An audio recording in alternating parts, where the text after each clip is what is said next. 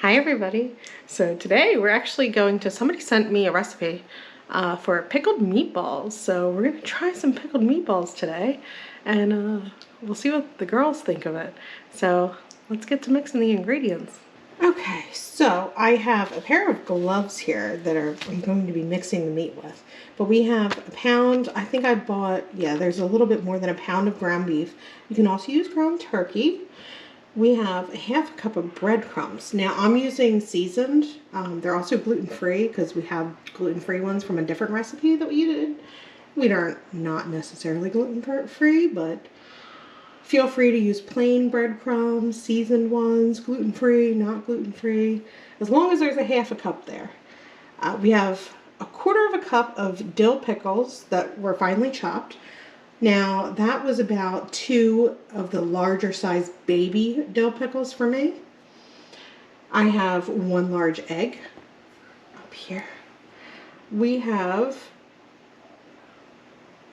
I skipped over. This is the quarter cup of pickle juice. We have 2 cloves of garlic. Now, you can use more garlic. If you like garlic, you can use less. I think I used a little bit more than 2 cloves, but 2 cloves of garlic. We have a teaspoon right here of the onion powder. This is a tablespoon of fresh dill. You can use the dried dill, but only use a teaspoon if you're using dry. This is fresh and it's chopped. And then we have a half teaspoon of salt and a half a teaspoon of black pepper. So let's get to mixing the ingredients. Okay, so we're going to take all of our ingredients and we're just going to throw it into this bowl all at once. I've already thrown the ground beef in there, so I'm going to actually do my egg before my hands get too dirty. I just want to be able to open and close the trash can. All right.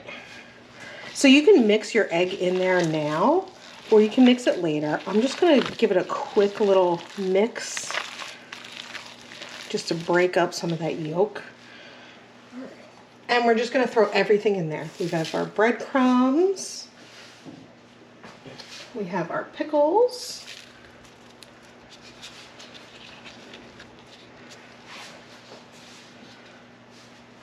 We have our pickle juice. Probably should do it with my other hand. We have our dill. Now I'm wearing gloves because I really don't like touching ground beef, raw ground beef. We have our garlic.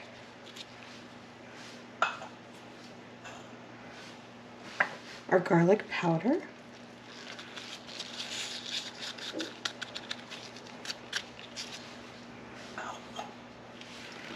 Our salt. Now you can use more or less salt as well. You can actually change the ingredients to your liking. I don't think I'm going to stack all of these cups. They looked a little daring. And our pepper.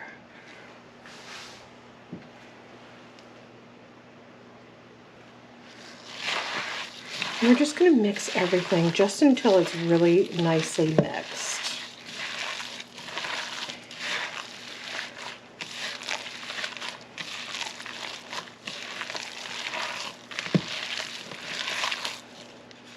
It smells very pickle-like in here. Now these gloves are a little big on me, so they keep sliding off, but that's okay.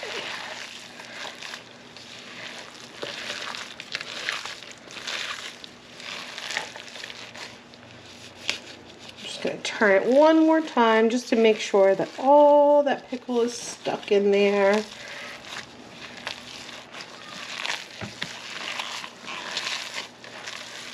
All right, now we're going to get a plate or a baking sheet and we're going to make our meatballs. I'm going to take my gloves off.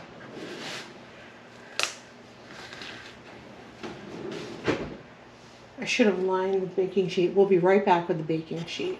All right, so you can either use a tiny like ice cream scoop or a melon baller, or just use your hands. You just want to take the meat you just kind of want to roll it around in your hand a little bit. Now I'm going to bake these. You can fry them in the pan, but I'm going to bake them. I feel like it's a little bit faster to bake them, so if you're going to do it in the pan, you want to heat up, you know, some oil in your pan and get that going.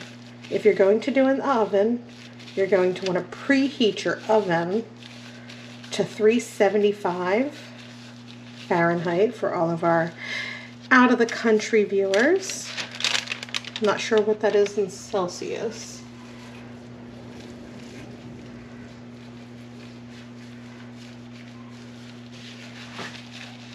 It was a little big. Put a little bit of it back.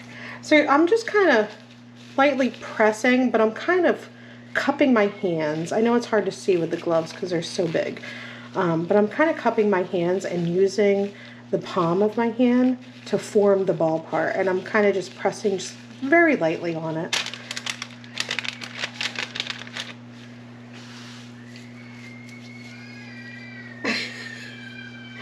The girls are playing downstairs. I don't know if you can hear them yelling in the background.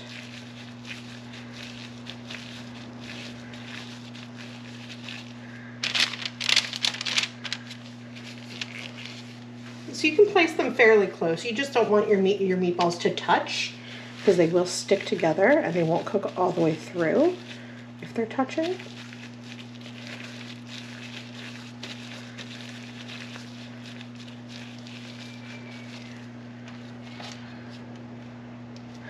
My meatballs tend to get bigger as I go, so I'm going to have to be aware of that and make sure I don't grab too much meat on this next one. I don't know why that is, but I notice that all the time. I'm going to have to get myself some smaller gloves. These ones are just a tad too big. But that's all we had, because my husband wears them sometimes too. I'm going to move these up a little bit, make sure we have enough room.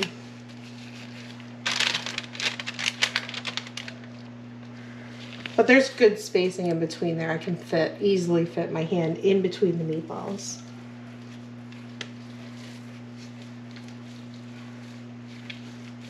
Using an ice cream scoop guarantees that they'll all be the same size, but I kind of eyeball it a little bit.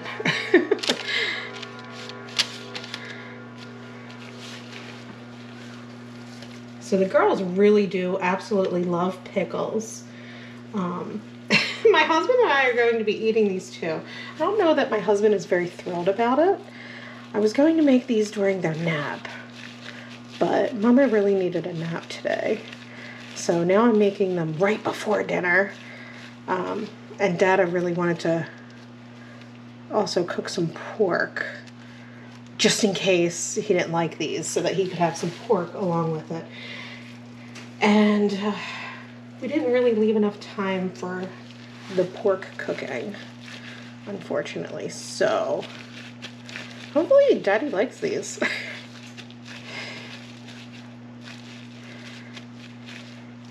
If not, I may have something in the freezer. I can pull out some wontons or something. We might even have frozen meatballs that we made that I can defrost quickly. I'll have to check. But these are basically meatball ingredients with some dill and dill pickles and pickle juice. So I think it's going to taste a lot like a cheeseburger, minus the cheese, obviously. You could put some cheese on there, make a sub, or a hoagie, depending on where you're from, or a grinder.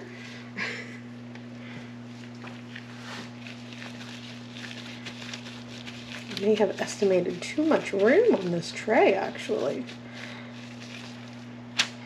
That's okay.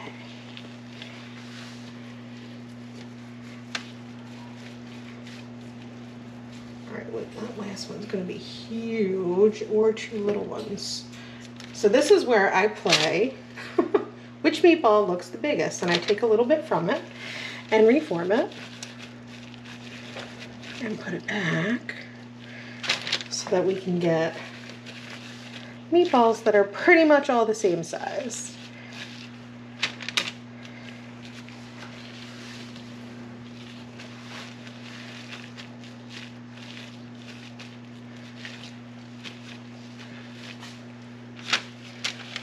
It's a little bit smaller than this guy. We'll add a little to him.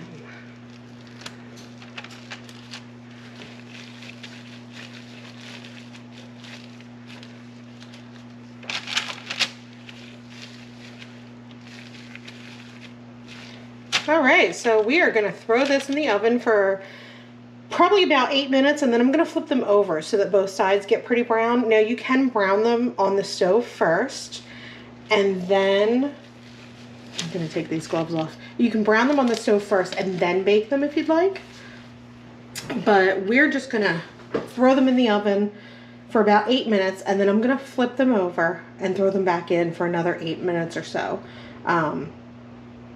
So we'll be back after that. Okay, so we are back, and our meatballs are very hot. I'll pick this one up. They're nice and crispy on one side, crispy on the other side, tender in the middle, hopefully. I'll check when I cut them. I decided that I'm going to just serve the meatballs with some tomatoes, and so you can see the meatballs aren't much. Pick that guy up again. So they're about the size of maybe 3 cherry tomatoes or grape tomatoes, whatever you prefer to call them.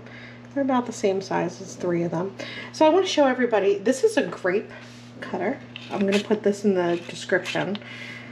This is the easiest way to cut your grapes and your tomatoes so that they're safe for your children or toddlers. So it cuts it into 4 quarters, which takes away the choking hazard, and it's super quick. So if they're like, I need more tomatoes, please, I'm like, yeah, no problem. Boop.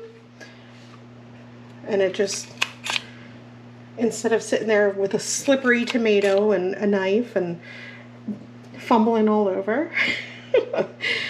So we're gonna do, they're each gonna get 3 of these little tomatoes, and we're just gonna take one of these little meatballs, which is the size, they're a little cooler now, the size of the palm of my hand.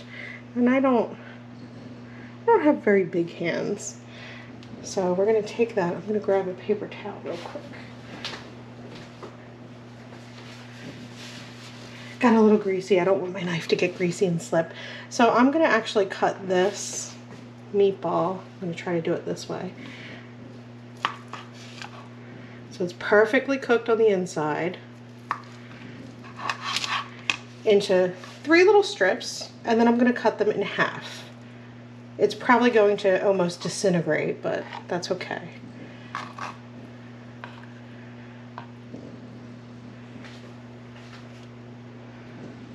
So these meatballs aren't exactly huge, and if they ask for another one, I have no problem giving them more food. But I know a lot of people think that I feed them so much food already. It's really not that much. This one was a little bit smaller, I think. So it doesn't look as meatball-ish. So I'm gonna break this one up a little bit more, I think. So it looks the same. I don't want them to think that I cut one way and the other one's another way. I want them to both think that they're getting the same thing. Now, I think for fun, I'm going to serve this with chopsticks, just because they do like using them, and we haven't used chopsticks in a while. All right, so there is my toddler plate with our 1 meatball and our cherry tomato. There you go, a nicer view that way. And here is a look at the rest of our lovely meatballs. So hopefully I got a nice shot. Hopefully you guys got to follow along with the recipe, and check the description for the tomato cutter and or grape cutter, and also check the description for a link to the video of the girls trying these meatballs. All right, have a nice day. We'll see ya. Bye.